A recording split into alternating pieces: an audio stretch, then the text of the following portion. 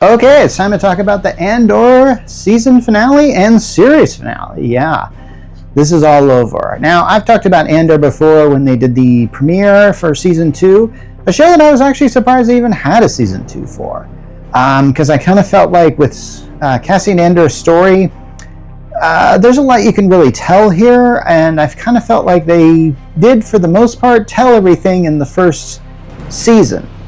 But season 2 definitely ramps it up, and it definitely dovetails very smoothly into Rogue One, a film that I have to admit, it's probably one of the Star Wars films that I've watched the least. That with Solo and then that animated Clone Wars movie they made a while ago. Yeah, it's one movie that every time I watch it, I like it more, but I have to admit, the thing that I think was the weakness of Rogue One was their characters were not as iconic as, of course, the famous Skywalkers and the Solo thing. So they really had to start from scratch and create these characters kind of out of nothing. And Andor was sort of like one of those guys, I think, who just gets released, or he gets introduced without much introduction.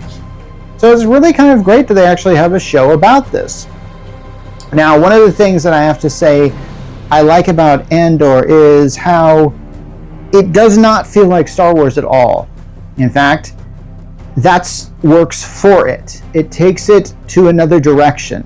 It's darker. It really shows what it's like to have to rebel against a tyrannical empire. Not only that, it shows how bad the tyrannical empire is. It shows how toxic that culture is. And it doesn't hold back from showing that the rebellion kind of has that too.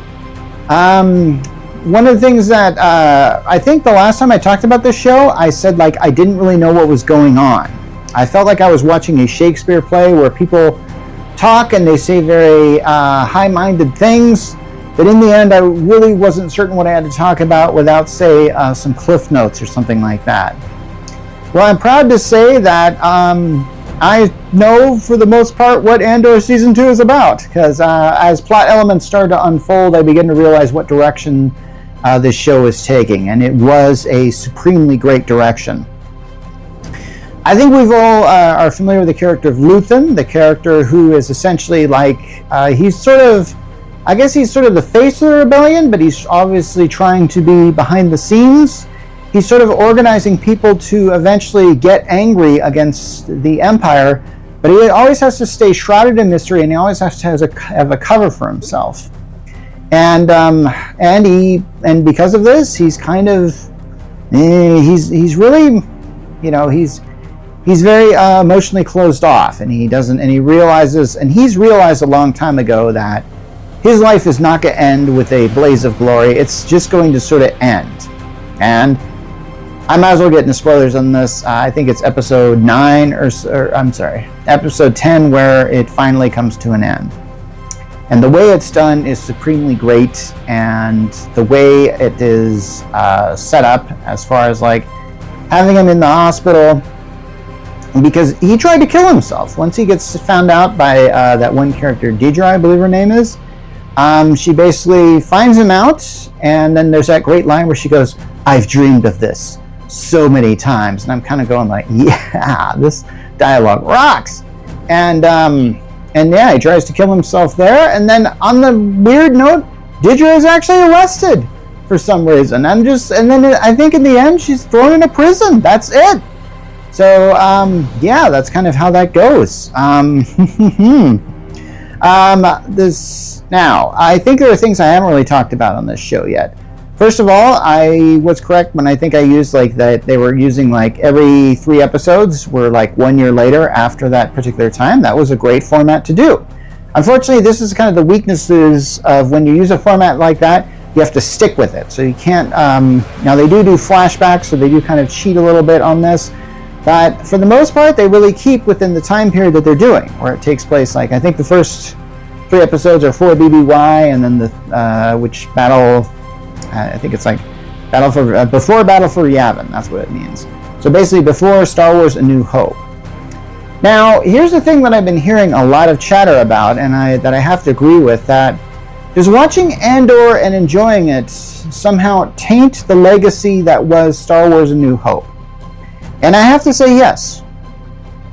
I haven't watched Rogue One yet, but I'm told that like if you look on Disney Plus right now, Rogue One is like one of the #1 movies that's getting watched this week. Probably because people watch Andor and they go like, I think I'm going to have to watch Rogue One again.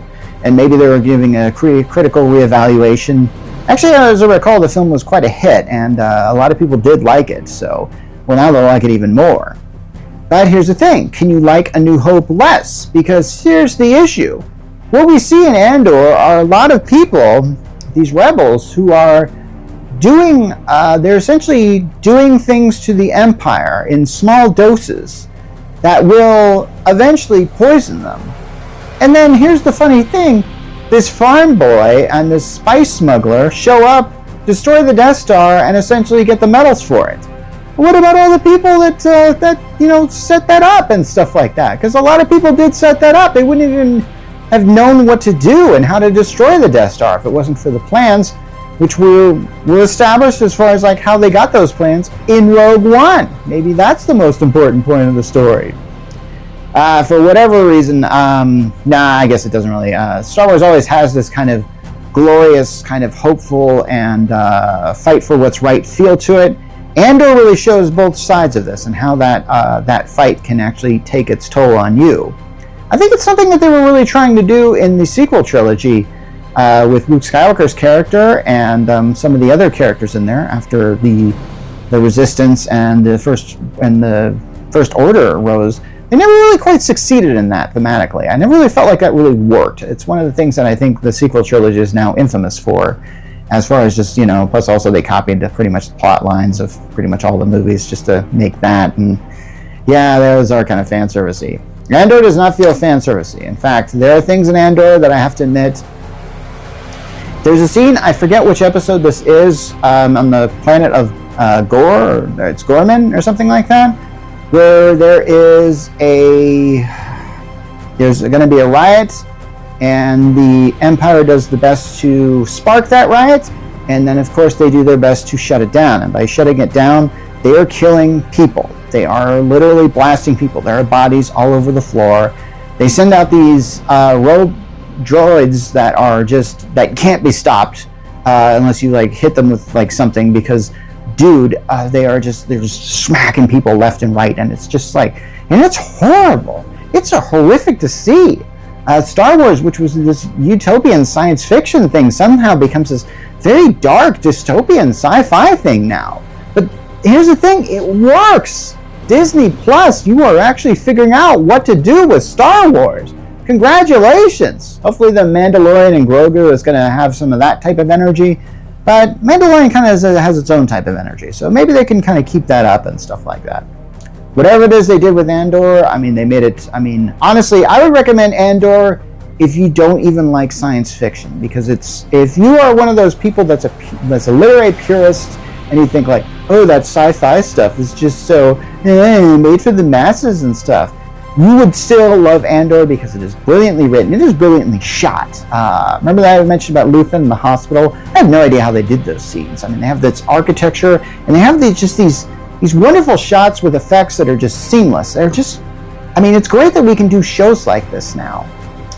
And so I'm really looking forward to seeing what they have here. But I have no idea what the next Star Wars project is, and honestly, there's been a few bummer Star Wars TV shows, like the Book of Boba Fett and the Young Obi-Wan series. Acolyte, I'm kind of on the fence on. I kind of like that one, but not quite. And but I do admire the fact that it was trying to do its own thing, so give it points for that. Let's skip to the end here. One of the greatest tragedies of Andor, and there's a lot of tragedy in it, is the fact that Andor had a girlfriend. I think her name is Bix or Binks, and we're never going to see her again. And we kind of know that from the get-go. When she decides to leave Andor and hope for a time when all this rebellion and stuff will be put to the side, here's the thing. She probably wouldn't have had to wait that long, but Andor couldn't, because Andor's dead. Yeah, I know, come on. If you've seen Rogue One, you know how it all ends. And the fact that she has a child is a kind of nice ending. I actually kind of there was no post-credit sequence on this show, and I was actually surprised by that. I thought they probably could have put that in the end on a post-credit sequence. And here's the thing, if Andor does have a kid, he's probably grown up now, and maybe he's fighting for the resistance against the First Order. Who knows? Maybe that's another show.